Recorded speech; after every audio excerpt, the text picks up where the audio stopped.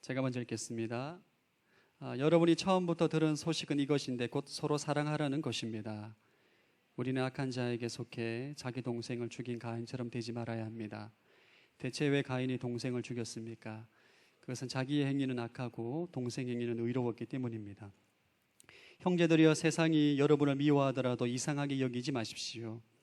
우리가 알다시피 우리는 죽음에서 생명으로 옮겨졌습니다. 이것을 아는 것은 우리가 형제를 사랑하기 때문입니다. 사랑하지 않는 사람은 죽음에 머물러 있는 사람입니다. 누구든지 자기 형제를 미워하는 사람은 살인자입니다. 여러분이 알다시피 살인자는 누구든지 그 안에 영생을 소유하지 못한 사람입니다. 예수 그리스도께서는 우리를 위해 자기 목숨을 내놓으셨습니다. 그래서 우리가 사랑을 알게 됐습니다.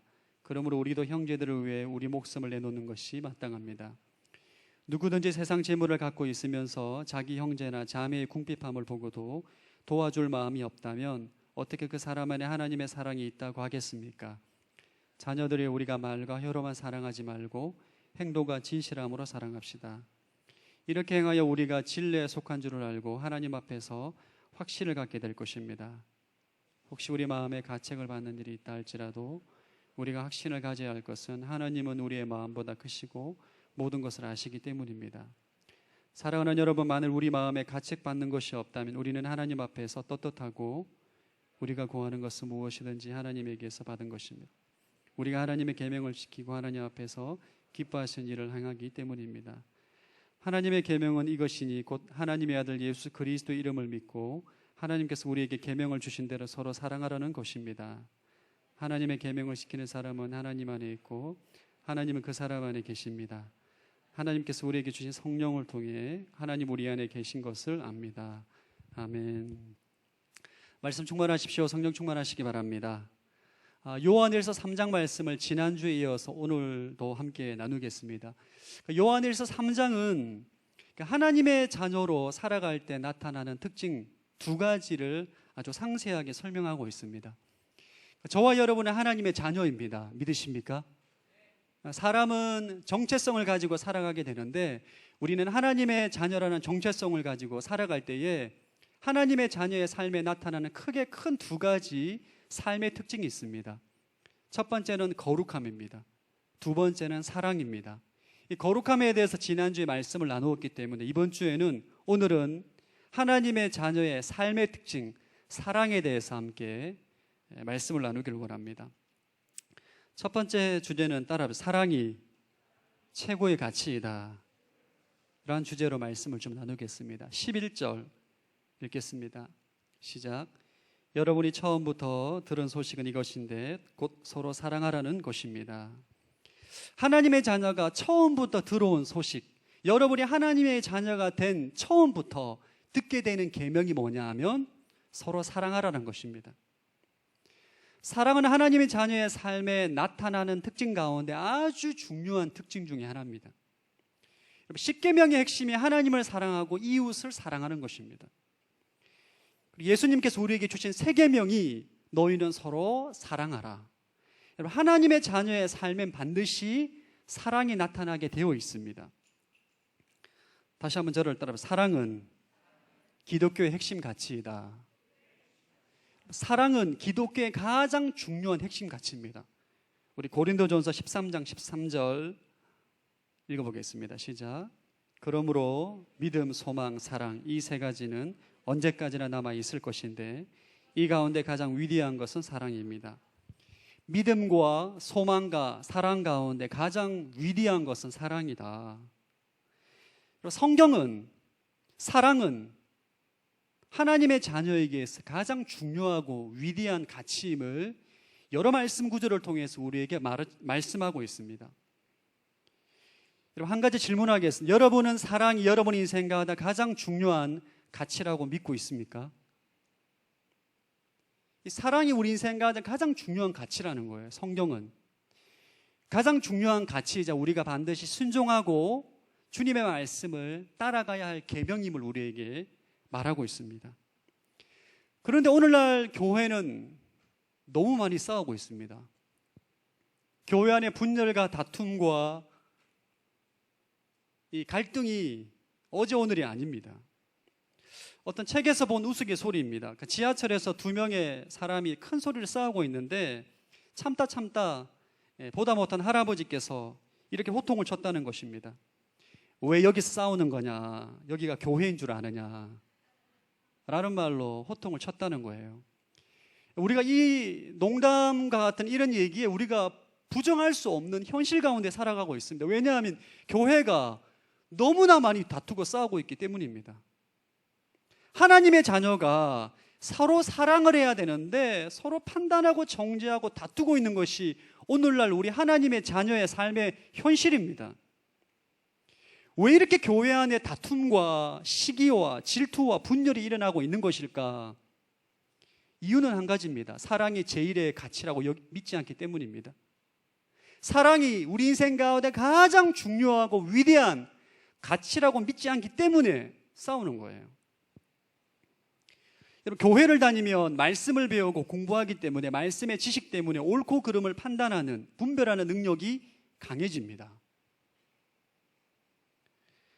사랑을 제일의 가치로 여기지 않고 옳고 그름의 분별하는 능력이 강해지다 보니까 사람들의 허물과 연약함을 볼 때마다 비판하고 판단하는 일들을 자주 범하게 되는 거예요. 그러면서 나는 항상 의롭다, 그러나 너는 틀렸다 라고 생각을 하게 됩니다. 여러분, 예수님께서 마이크가 여러분 고장이 나서 좀 불편하네요. 예수님께서 우리에게 요구하시는 것은 여러분 옳고 그름을 따지는 능력을 요구하는 것이 아니라 서로 사랑함으로 하나가 되길 원하십니다. 이게 예수님의 기준입니다. 여러분, 예수님은 모든 것을 평가하는 기준이, 우리를 평가하는 모든 기준은 얼마나 사랑하는가에 달려 있습니다.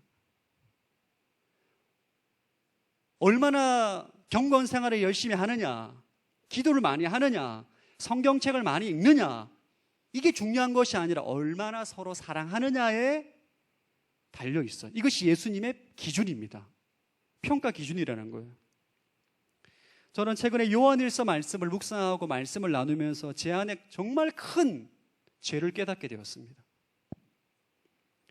대학 청년부에서 9년 동안 목회를 하면서 저는 곰곰이 제 자신을 돌아볼 때 사랑이 제 인생의 제일의 가치가 아니었어요. 저에게서 최고의 가치는 미션을 완수하는 것에 있었습니다. 그러다 보니까 미션을 완수하지 못하는 사람들을 판단하고 정죄하는 죄를 범하게 돼요. 사람을 사랑하는 것은 내 인생 가운데 선택이 되어 버렸고, 미션을 완성하고 사역을 완성하는 것에 제 인생의 가장 중요한 가치를 둔 거죠. 그러다 보니까 사랑이 뒷전에 되어버렸던 내 삶을, 목회를 돌아보게 되었습니다. 주님은 우리에게 무엇을 요구하시는가? 사랑하기를 원하는 거예요. 제 자신을 돌아보니까 하라는 사랑은 하지 않고 하지 말라는 판단을 하고 있고, 하지 말라는 인생의 무거운 짐을 지고 있고, 예수님이 하셔야 되는 책임을 지고 판단하고 평가하는 일들을 제가 하고 있고, 제가 해야 될 사랑을 주님이 하시도록 책임을 떠넘기는 제 삶을 발견하게 되었어요. 오늘 말씀을 통해서 반드시 기억하십시오. 예수님은 여러분에게 요구하시는 것은 한 가지입니다. 우리 옆 사람을 바라보시면서 당신을 사랑합니다 하고 축복하겠습니다. 예수님께서 우리에게 요구하시는 것은 형제를 사랑하라는 거예요. 이것이 우리 인생 가운데 가장 중요하고 고귀하고 가치 있는 일입니다. 가치 있는 사역이에요. 사랑으로 하나 되라는 거예요. 여러분, 아울리치 준비하면서 왜 그렇게 서로를 미워하십니까? 주객이 전도된 거예요. 여러분, 사역을 해내는 것보다 더 중요한 것은 형제를 사랑하는 것입니다. 왜 서로의 의견으로 판단하고 대립하십니까? 여러분의 인생 가운데 사랑이 제일의 가치가 아니기 때문입니다. 사랑이 여러분의 인생 가운데 제일의 가치가 될 때 여러분은 다른 어떤 것보다도 형제를 사랑하는 것에 집중하게 되어 있어요. 우리가 형제를 사랑하는 것을 내 인생의 가장 중요한 가치로 여기고 그 말씀에 순종할 때, 계명에 순종할 때 사람들은 우리가 예수님의 제자임을 알게 되고 복음이 증거되어지는 것입니다. 우리 요한복음 13장 35절 한번 읽어보겠습니다. 시작. 너희가 서로 사랑하면 이로써 모든 사람들이 너희가 내 제자임을 알게 될 것이다.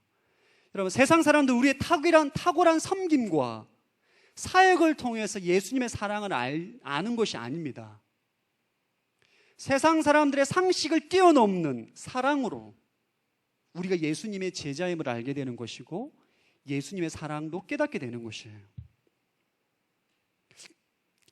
제가 2012년도에 인도네시아 팔렘방이라는 지역에 아울리치를 간 적이 있습니다. 그때 아울리치 팀원들이 열 몇 명이 갔는데 대부분, 저와 팀장 빼고는 대부분의 청년들이 다 초신자였습니다. 어떻게 팀원들이 구성원이 그렇게 된지 모르겠지만 거의 다 6개월 미만인 초신자들이었어요. 그러니까 준비를 할 수가 없었습니다. 왜냐하면 사역 경험도 너무 없고 뭘 해야 될지도 모르고 하고자 하는 의지도 별로 없었기 때문에 저희가 사역을 준비하는 건 딱 하나, 세숫대야만 들고 갔습니다.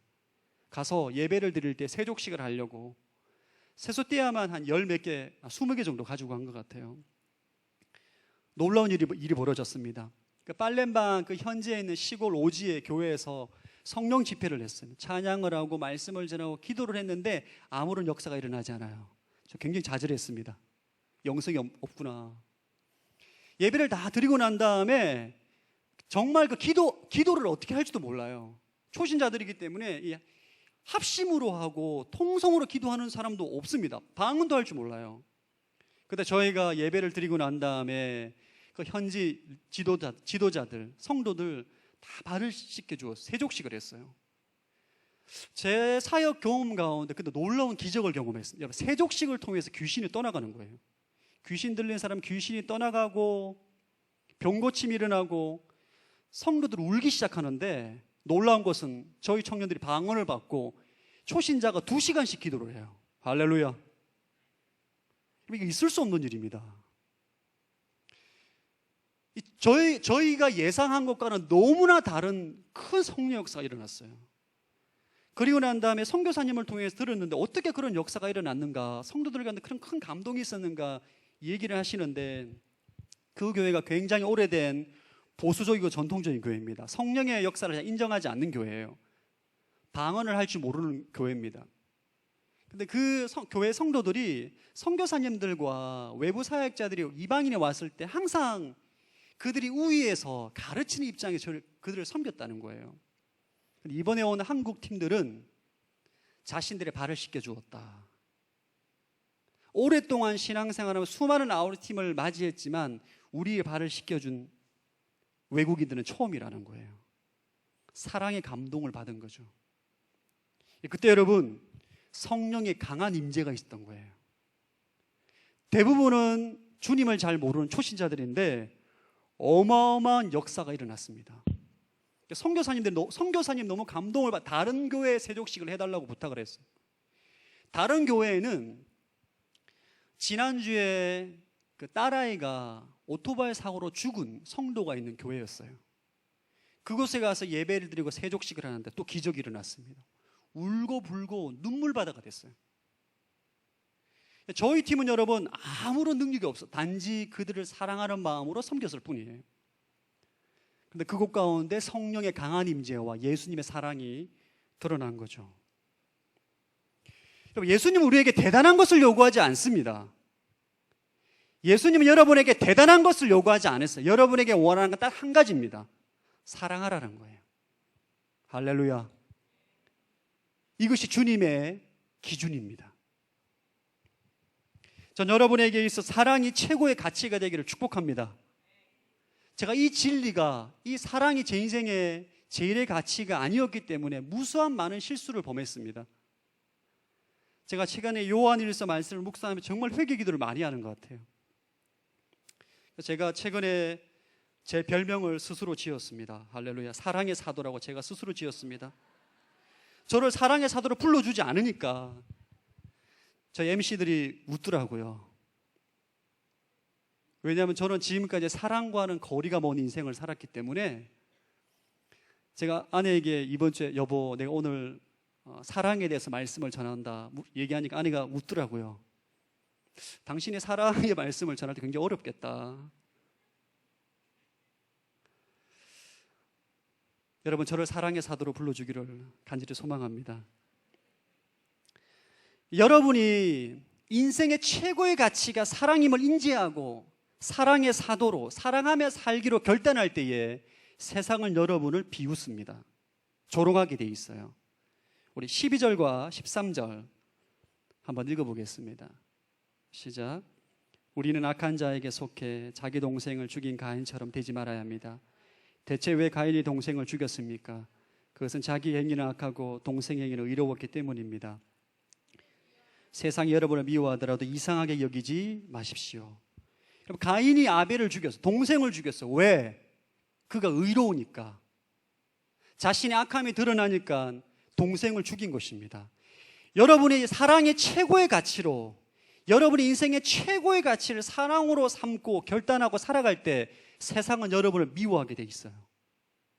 이것이 진리입니다. 형제들이여, 세상이 여러분을 미워하더라도 이상하게 여기지 말라.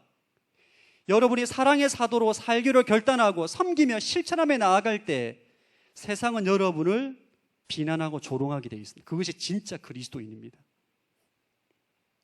저는 군대에 있을 때 예수님을 안 믿었습니다. 지금도 저는 군대에 있을 때 정말 하나님의 자녀로, 빛의 자녀로 살아갔던 친구가 기억이 나요. 다른 사람은 이름을 다 잊어버렸는데 그 친구 이름을 기억합니다. 김대원. 그 친구가 얼마나 하나님의 자녀로 그의 삶에 빛을 드러냈냐면, 군대에서 새벽 예배 가는 것이 보통 어려운 것이 아닙니다. 군대에서 하루도 안 빠지고 새벽 예배를 가요. 놀랍습니다.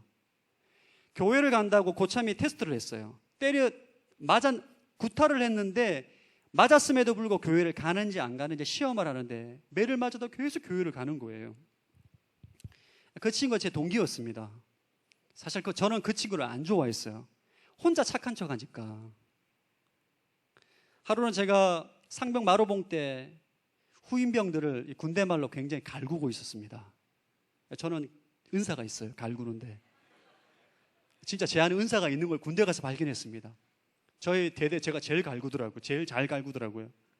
한참을 후임병들을 괴롭히고 있는데 김대원이라는 친구가 나타나서 저에게 막 소리를 지고 화를 내는 거예요. 제가 너무 당황했습니다. 후임병들 앞에서 굉장히 부끄러웠어요. 후임병 데리고 어디 가는 거예요. 굉장히 후임병들 앞에서 망신을 당하기도 하고 하여튼 그 관계 때문에 혼자 착한 척 하는 것 같으니까 그 친구만 보면 제 안에 있는 죄가 보이는 거죠. 사람들을 갈구고 미워하고 윽박지르고 욕하고 그 친구가 괜히 미운 거예요. 동기였지만 사이가 좋지 않았습니다. 우리가 하나님의 사람으로 사랑하고 섬기며 살기로 결단할 때에 세상은 여러분을 미워하게 돼 있어요. 왜냐하면 여러분을 통해서 세상의 악함이 드러나기 때문입니다. 제가 제 군대 동기 이유 없이 미워했던 거, 왜? 그 친구를 보면 내 안에 있는 죄악이 드러나니까 왠지 그냥 싫은 거예요. 여러분들이 사랑하기로 결단하고 사랑을 여러분의 인생의 최고의 가치로 살기로 결단했을 때에 여러분의 인생 가운데 찾아오는 핍박과 조롱으로 인해서 낙심하지 않기를 축복합니다. 그게 진짜 그리스도인입니다. 여러분의 인생 가운데 세상의 미움을 받은 경험이 없다면 여러분 지금까지 사랑하며 살지 않은 삶일 수도 있습니다. 세상의 미움을 이상하게 여기지 마시고 끝까지 포기하지 마시고 낙심하지 마시고 사랑하며 살기로 결단하기를 주의 이름으로 축복합니다. 한번 오른손을 가슴에 얹고 오늘 한번 결단해봐요. 사랑은 내 인생의 최고의 가치이다. 이것을 여러분 마음 가운데 새기십시오. 그리고 세상의 어떤 가치보다도 사랑이 여러분 인생 가운데 최고의 가치임을 마음 가운데 새기시고 순종할 때에 여러분을 통해서 예수 그리스도의 사랑과 능력이 드러나는 것입니다. 아멘. 두 번째 나누고 싶은 주제는 사랑의 열매로 구원을 점검하라입니다. 여러분들이 신앙생활하면서 구원을 받는데 믿음은 필수라고 생각을 하지만 사랑은 선택의 문제라고 생각할 경우가 많이 있습니다. 예수를 믿으면 천국을 가지만 사랑하지 못한 것에 대해서는 책망 정도만 받겠지라고 생각을 하는 그리스도인들이 많이 있습니다. 그런 생각은 바른 이해가 아닙니다. 오늘 사도 요한은 무엇을 말하느냐? 여러분의 사랑의 열매가 여러분이 구원받았다는 것을 점검하는 지표라고 우리에게 명확하게 말하고 있습니다. 14절 자막을 통해서 한번 읽어보겠습니다. 시작.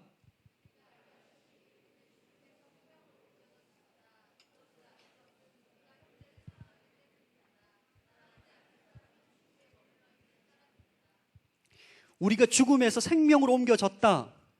이것을 아는 것은 형제를 사랑하기 때문이다. 이 말은 무엇이냐 하면 여러분이 구원받았는지 구원받지 못한 사람인지를 알 수 있는, 확인할 수 있는 방법은 여러분이 형제를 사랑하느냐 사랑하지 않느냐를 통해서 알 수 있다는 거예요. 구원받은 하나님의 자녀는 반드시 형제를 사랑하게 되어 있습니다. 형제를 사랑하면서 내가 구원받은 하나님의 자녀임을 깨닫게 되는 거예요. 예를 들어 여러분, 매년 여름이 되면 많은 청년들이 아울렛을 떠나게 됩니다. 청년들이 자신의 휴가와 물질을 자신의 삶을 들여서 아울렛을 준비하게 돼요. 이번에 몽골 아울렛을 가서 지체들과 나눔을 하는데 어떤 자매가 이런 고백을 하더라고요. 비행기를 타고 울란바타르에 가고 울란바타르 또 비행기를 타고 초유발산에 가고 초유발 또 차를 타서 2시간가량 이동해서 또 세르겔렌이라는 지역에 가고 그 지역에서 또 걷고 걸어서 정말 그 초원에 있는 게르, 몽골 전통 그 집 이름을 게르 안에 80대 할머니를 봤다는 거예요. 그 할머니를 보는 순간 내가 이 할머니 때문에 여기까지 왔구나. 이 할머니에게 복음을 전하기 위해서 여기까지 왔구나. 여러분이 아울렛을 가는 이유는 형제 사랑의 실천입니다. 주님을 사랑하고 형제를 사랑하기 때문에 복음을 가지고 여러분의 시간과 물질과 여러분의 에너지를 투입해서 그들 가운데 찾아가서 섬기고 사랑하고 봉사를 하는 거예요. 그럴 때에 여러분 스스로 내가 구원받은 하나님의 자녀이구나 라는 것을 깨닫게 됩니다. 여러분의 사랑을 실천하는 현장에서 여러분의 정체성을 깨닫게 된다는 거예요. 할렐루야. 이게 굉장히 중요합니다.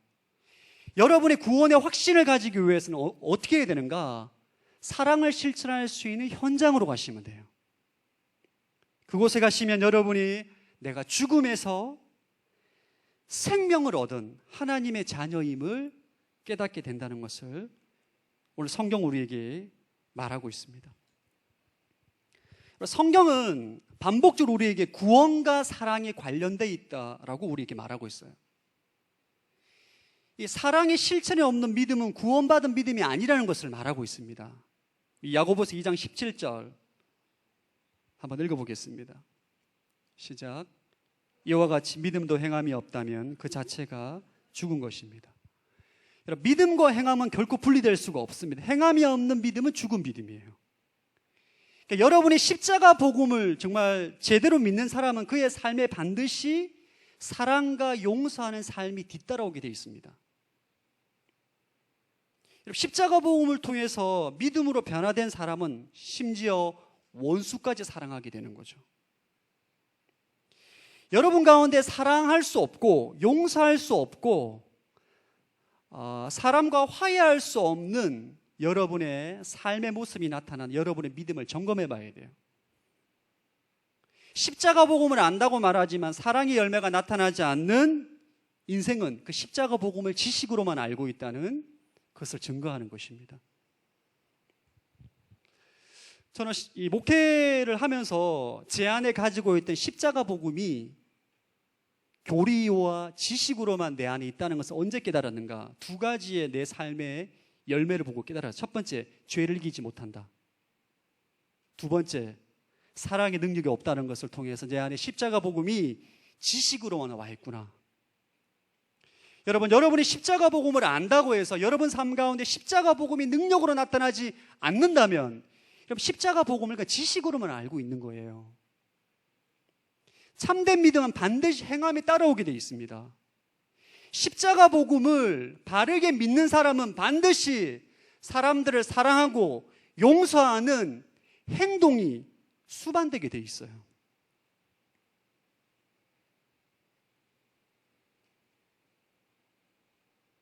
제가 목회자로 섬기면서 목회자가 되기 전에는 불편한 사람 안 보면 그만입니다. 싫은 사람 안 만나면 돼요. 목회자가 되면서부터 불편한 사람, 싫은 사람, 좋은 사람 다 만나야 돼요. 제 안에 사랑할 수 있는 능력이 없는 거죠. 너무 미운 거죠.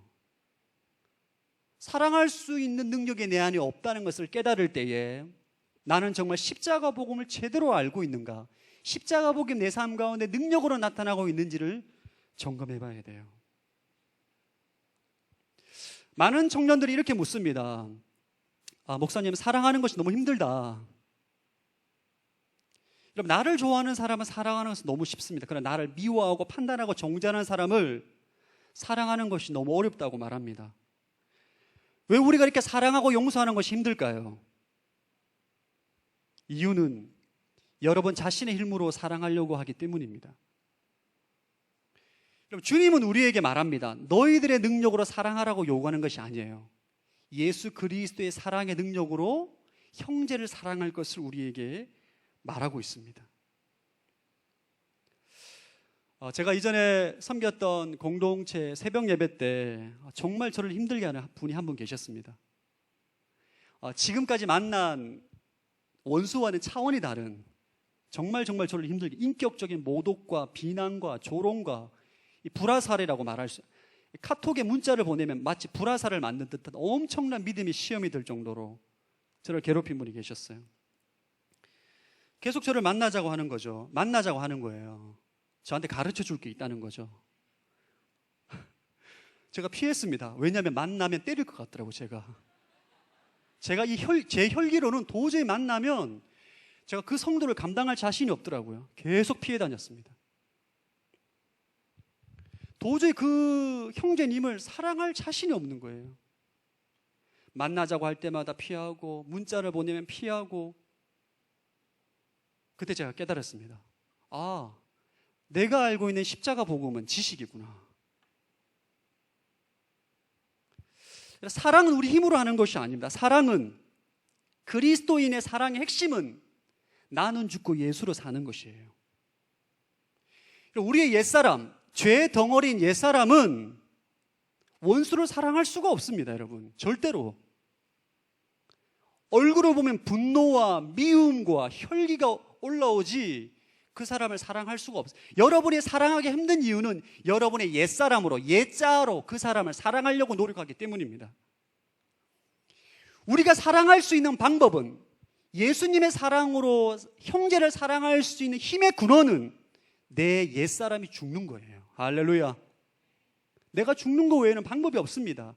내가 죽고 예수님이 내 인생의 새로운 자아가 되었을 때 그 사람을 사랑할 수 있는 것입니다. 할렐루야. 여러분, 자신의 힘으로 형제를 사랑하지 않기를 축복합니다. 그러면 여러분 절망만 경험할 뿐이에요. 여러분, 하나님께서 모세를 부르셨을 때 모세에게 명령합니다. 너는 이스라엘 백성들을 애굽에서 탈출시켜라. 모세가 말합니다. 저는 안 됩니다. 하나님, 불가능합니다. 왜냐하면 모세는 자신의 힘으로 이스라엘 백성들을 탈출시킨다고 생각했기 때문이에요. 그렇지 않습니다, 여러분. 하나님 모세를 통해서 당신의 능력으로 이스라엘 백성들을 탈출시킨 거죠. 예수님께서 제자들에게 오병이어로 5,000명의 사람을 먹이라고 명령하셨습니다. 제자들은 말도 안 된다라고 말했습니다. 주님, 제정신입니까? 어떻게 오병이어로 5,000명을 먹인단 말입니까? 라고 말했습니다. 왜냐하면 자신의 힘으로 사람들을 먹을 것을 공급해야 된다고 생각했기 때문인 거죠. 그러나 예수님은 여러분 당신의 능력으로 그 사람들을 먹였습니다. 이스라엘 백성들 정탐꾼 12명 가운데 10명이 우리는 절대 가나안 땅을 정복할 수 없다라고 부정적인 보고를 했어요. 왜냐하면 자신의 힘과 능력으로 그 땅을 정복해야 된다라고 믿었기 때문이에요. 여러분, 사랑과 용서의 원리도 이와 동일합니다. 예수님께서 우리에게 사랑을 요구하시고 형제를 사랑하라고 말씀하시는데 우리의 능력으로 하라는 것이 아니에요. 여러분, 원수를 어떻게 사랑합니까? 그러나 예수님의 사랑으로는 가능하다는 거예요. 할렐루야. 이 진리가 깨달아지기를 축복합니다. 여러분이 관건은 여러분이 분노하고 미워하는 원수에 대한 분노한 마음을 가진 옛자아가 그리스도와 함께 죽는 것, 이게 관건입니다.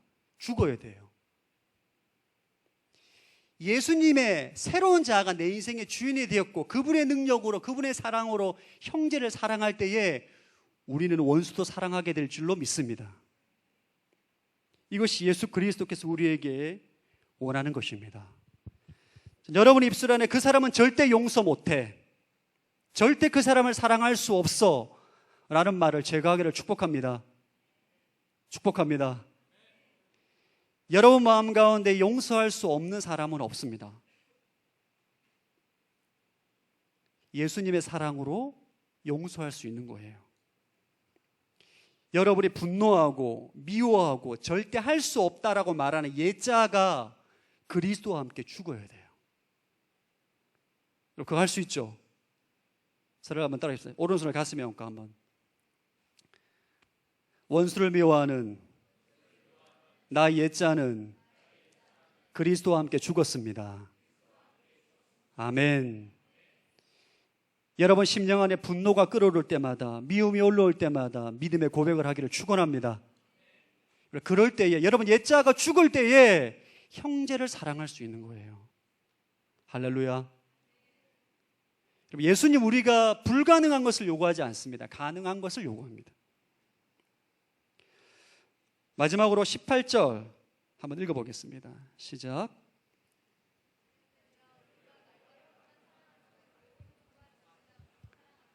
사도에는 우리에게 말합니다. 말과 혀로만, 말로만 사랑한다 말하지 말고 행동과 진실함으로 서로 사랑하라, 우리에게 명령하는 거죠. 그러면 사람들은 흔히 생각하는 것 가운데 오해가 있습니다. 세상에 주는 거짓말, 사랑하며 살면 손해본다고 생각합니다.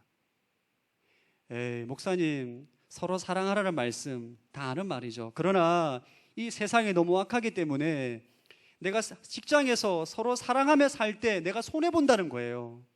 내가 더 일을 많이 해야 되고, 내가 경쟁에 뒤처질 수가 있고, 사람들이 나를 바보로 생각하기 때문에 사랑만 하며 살아갈 수 없다.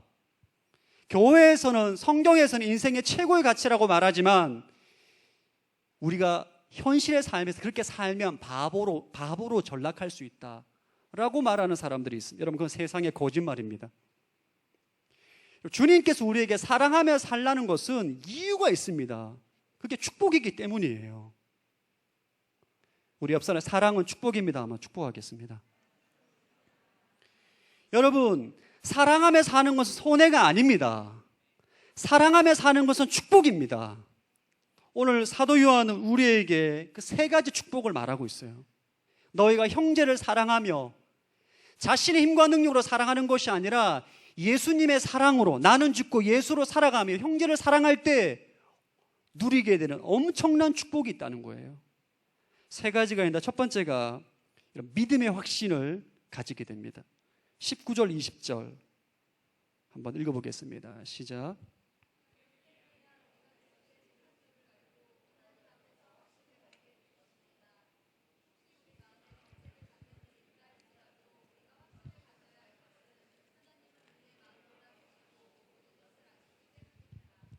여러분이 형제를 사랑하고 자매를 사랑하며 살아갈 때 진리에 속한 것을 확신하게 됩니다.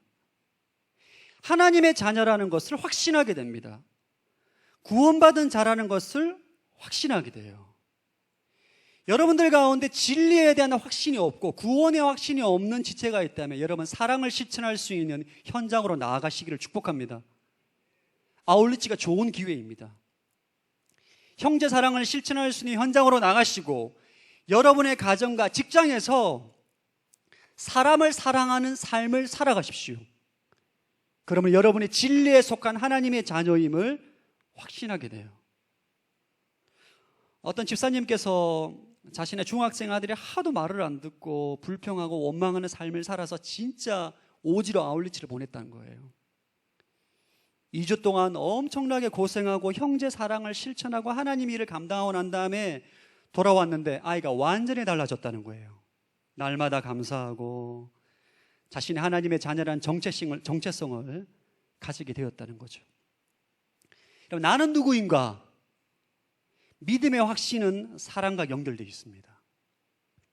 여러분의 진리 가운데 살아가고자 하는 사람들은 사랑을 실천하며 살아가기를 축복합니다. 두 번째 축복이 있습니다. 기도의 응답을 받게 됩니다.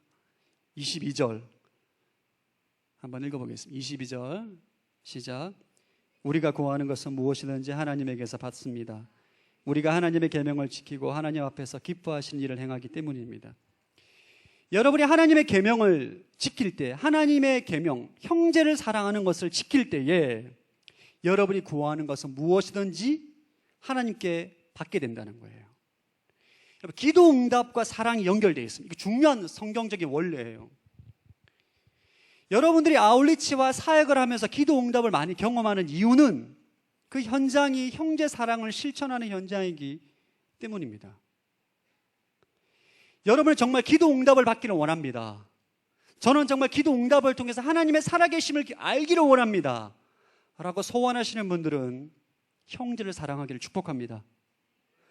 제가 이번에 그 몽골 아울리치 가서 굉장히 놀라운 영적인 은혜를 경험했습니다. 몽골 아울리치 사역을 다 끝내고 난 다음에 마지막 날에 저희 몽골 아울리치 가게 되면 항상 마지막 날 하나님께서 창조하신 만물을 또 보기 위해서 테르지라는 국립공원에 가게 됩니다. 이 몽골은 모든 자연재해가 다 초원으로 구성되어 있기 때문에 강도 없고 나무도 없어요. 근데 유일하게 테르지라는 지역에 강이 있고 나무가 있고 굉장히 아름다운 자연 경관을 보게 됩니다.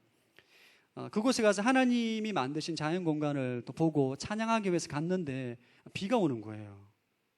그래서 제 마음 가운데 소원함이 강가 근처에서 식사를 하면서 자연 공간을 보고 싶었는데 비가 부슬부슬 떨어져 가지고 비가 와서 어떻게 하나라고 고민하고 있는데 갑자기 제 안에 믿음이 드는 거예요. 풍랑을 잔잔케 하신 예수님께서 우리가 예수님의 이름으로 기도할 때 비가 멈출 것이다. 할렐루야. 이 믿음이 제 안에 들어오는 거예요. 그래서 지체들과 함께 손을 잡고 우리가 날씨를 위해서 기도하자. 말을 하고 기도하고 난 다음에 어떻게 됐을까요, 여러분? 몽골 지체들이 증인입니다. 그 말을 꺼낸 순간 비가 멈췄어요. 먹구름이 떠나고 햇빛이 나타나기 시작했습니다. 우리가 형제를 사랑하며 실천하는 삶을 살 때 우리 안에 담대함이 생깁니다. 제 안에 어떤 담대함이 생기냐? 하나님, 우리가 몽골에 가서 형제 사랑을 실천하며 주의 복음을 전하고 왔는데 하나님의 자녀인 우리가 이 경관에서 누렸으면 좋겠습니다. 하나님이 주신 자연을 보고 마음껏 누렸으면 좋겠습니다. 그런 담대한 믿음이 생깁니다. 그때 기도하면 이미 믿음을 주셨기 때문에 기도가 응답이 되게 돼 있어요.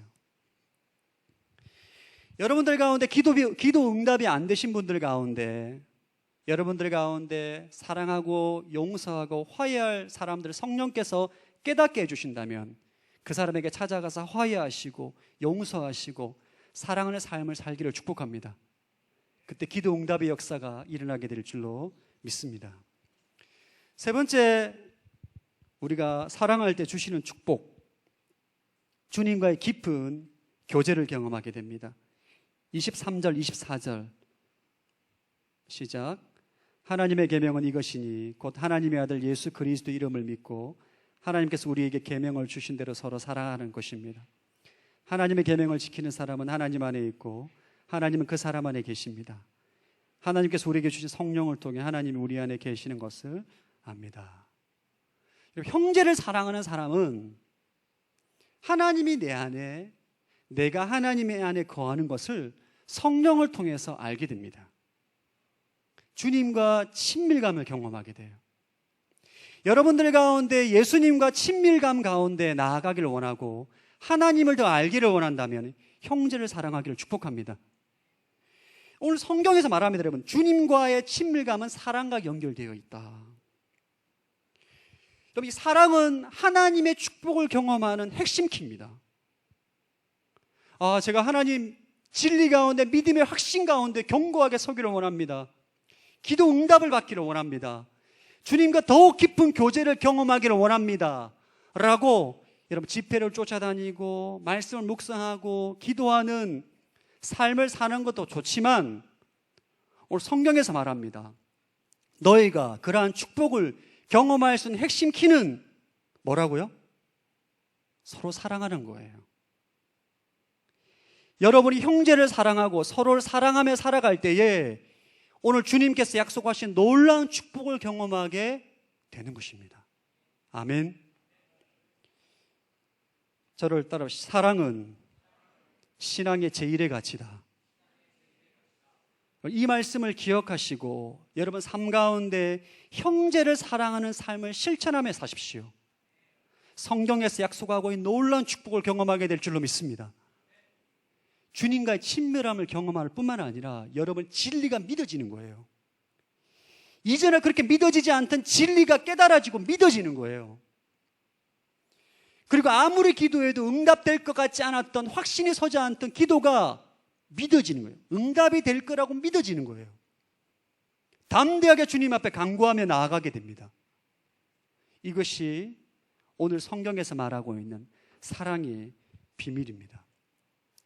전 W 공동체가 사랑의 공동체가 되길 축복합니다. 우리 옆 사람만 바라봅시다. 여러분이 사랑해야 될 대상입니다. 할렐루야. 좀 웃어주세요. 너무 어색하게 바라보지 마시고.